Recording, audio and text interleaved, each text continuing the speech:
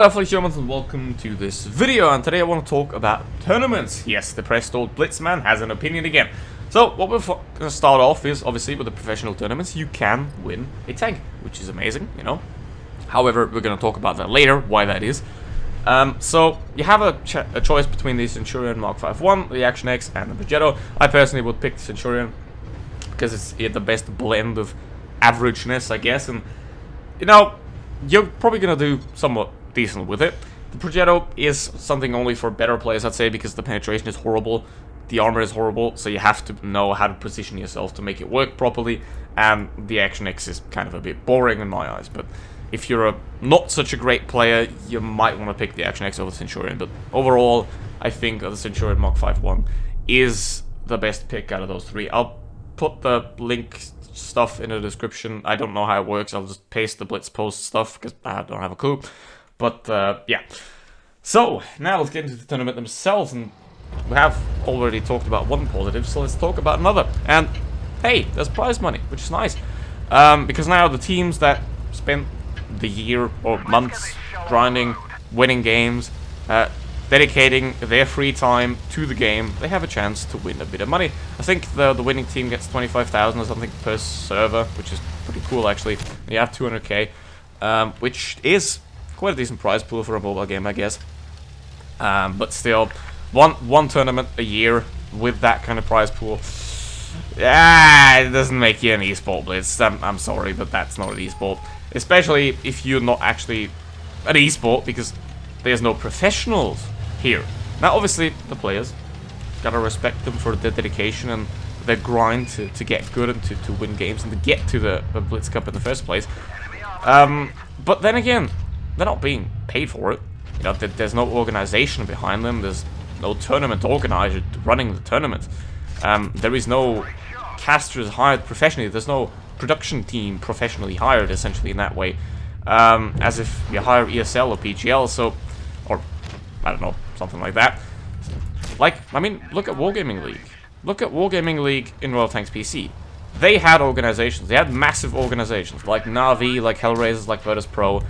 They had it, but then they threw it away because they lost 25 million because they couldn't run it properly. So, yeah, that is a bit unfortunate. Now, WoT Tanks Blitz is not an esports. Sorry to break it to you. The people are not being paid for. They have other jobs. You know, they can't live off Blitz essentially, which you have to be a professional. You know, if you're a professional, and you have to do it professionally, right? And professional means you're being paid for what you do. If you don't get paid for what you do, like salary and stuff, then you're just an amateur. So, why are they called professional tournaments, you might ask? I don't know. So, that aside, obviously, the tournaments themselves are a very great opportunity for people to earn some money by playing their favorite game, or not their favorite game, who knows. That is certainly great. You have 25k for the winner, which, you know, it's not too bad for a small for a small tournament scene like Blitz is. Almost said esports day, sorry. But if you compare it to CSGO, the CSGO Major is going on right now, and the Blitz Cup is the equivalent to a CSGO Major. And the prize pool for the CSGO Major is not 200,000, it's 2 million. So, yeah, there is that. Also, there is 800,000 people watching the challenger stages and stuff like that. 800,000 peak viewers on challenger stages.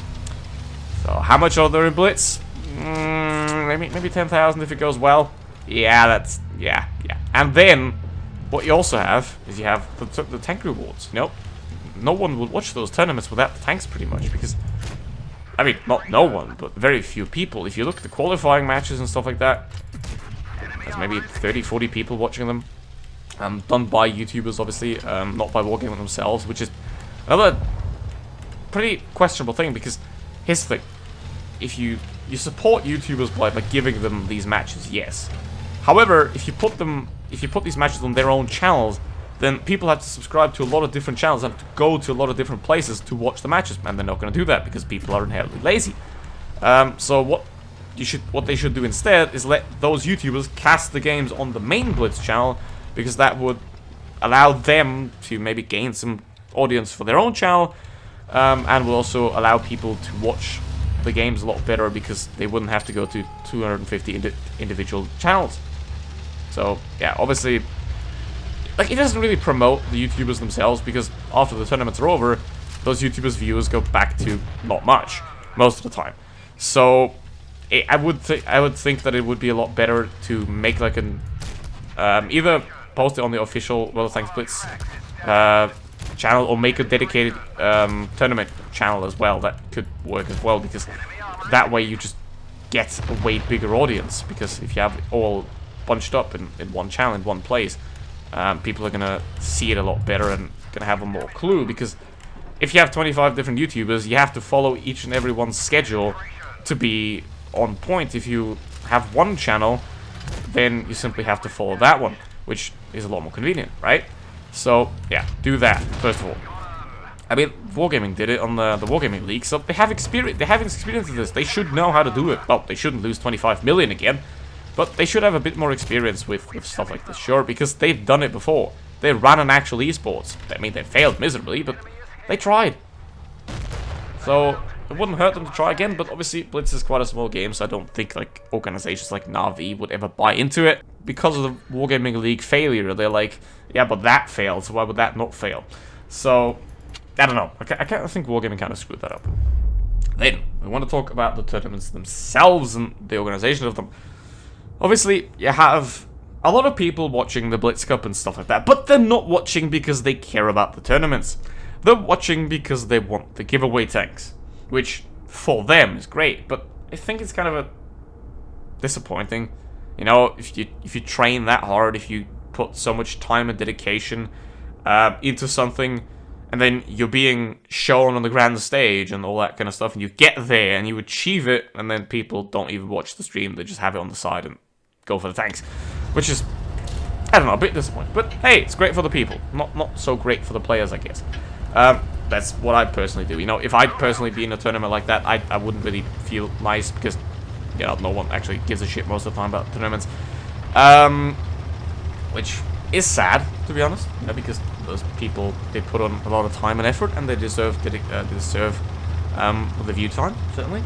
But, you know, if you look at the tournaments where you don't get rewards, you kind of see that the interest in Blitz tournaments is very low, and, well, why is that? First of all, we already mentioned the different channel things, which I think is certainly a problem. Then we also have the games themselves. It is Supremacy, and Supremacy often means just capture circle camping, which is disappointing. I've played tournaments up until 2018, 2019 when I got sick of them, because it was just mostly all the same thing. You know, you take a cap circle, then you wait 3 minutes, and then you push, and then you maybe win. That is how it was back then, at least. I haven't really watched any professional tournaments. I don't know if that changed it by any means, but if it did, put it in the comments. If it did change, that would be absolutely amazing. Then, what didn't change, what did change, hopefully, as well, is the observing. Before the video, I checked out last year's Blitz Cup for a couple of minutes, and, like, just to confirm, but the observing in Blitz is an absolute joke. Like, what is that? This is not League of Legends. Why is it top-down view the entire time, you know? Like, hire a guy that has a keyboard with, like, 14 buttons on it, and then make that guy go to individual tanks, observe individual players, you know, to hype up the games more, to make them more interesting, because if you do top-down the entire time, you just don't get that attention in that you could have if you actually observe individual fights and stuff like that. Obviously, you can go to top-down from time to time. That is great, but if you do it all the time, it just takes all the tension, all the interest out of it. And if you watch a match of CSGO, you can see how it is done properly, the observing. Now, I'm not going to do that, obviously, because I don't want to do. I'm not that good at it, obviously.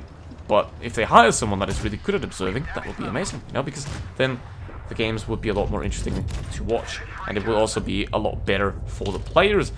I'd say, because there's more personal focus on them, because obviously if they're being observed, like their tank is being observed, the casters have more options to talk about them individually, or to talk about what they're doing, and obviously then the casters, if they make notes and stuff like that, and they're prepared for the games, which obviously they should be, and I hope they really are, even though they're YouTubers again, Which is fine, as long as they're being paid. As long as they're being paid, you know, that's perfectly fine. They're actually doing what I said earlier. They're doing that for this event, which I don't understand why they don't do it all the time. You know, just make the YouTubers cast on the main channel, and then like put their link channel in the description, and then just pay them to cast that because it's, you know, work. So yeah, that's that. Do the tournaments on the main channel. Hire a proper observer, for fuck's sake. I hope they did for this year. It obviously hasn't started yet. I hope they fixed that problem. And please, for the fucking love of God, stop calling them pros if you don't fucking pay them properly. That is a joke. Honestly. You know? If Wargaming would actually pay them a salary, then yeah, they're pros. But they're not! So stop marketing them as such. They're not. They're amateurs that dedicate their time to this game. And it is disappointing that they're being used as a propaganda tool in that way. Essentially. Which is sad, you know, because they deserve better. I'd say, they deserve better. They deserve to be paid. They deserve to have a proper organization. And actually work with the game that they enjoy. And not just be an amateur that is being marketed as a pro. Which is dumb. So, yeah. I hope they do better, but this is Wargaming, so they won't. So yeah, what do you think about tournaments? Are they good? Are they bad? Do you watch them? Do you not watch them? Or, well, watching them for rewards doesn't count as watching, by the way. So, what do you think? You know, I'm just an old guy that is not old, talking on the internet, being sad and depressed. So, what do you think? You know, I'm just mad that it didn't make it, you know, to the tournament. That's why I'm making this video, right? So, some people might say, I guess. But yeah, I want it to succeed. I want the players to get proper recognition, proper rewards as well, year round, not just one tournament, because the other tournaments are somewhat disappointing. So yeah, get them. Fix your shit, Wargaming. You're a massive company, and there is probably a lot of other things that I haven't talked about that are wrong with the tournaments. But those are the ones that I can see. You know, you have shit observing, you have spread out games so that no one can access them, and you don't have actual professionals being marketed as professionals, and you get views by rewards, not by being a good show. So, yeah, that is it. But what do you think about it? Put it in the comments. And as always, thank you very much for watching, and get those tanks. You know, just do it. You know, get your reward, you deserve them. Go for it. And the players, good luck. Hope they have fun. And, well, hope they win. I don't know who plays, so I can't decide, but good luck. Thanks for watching. Bye.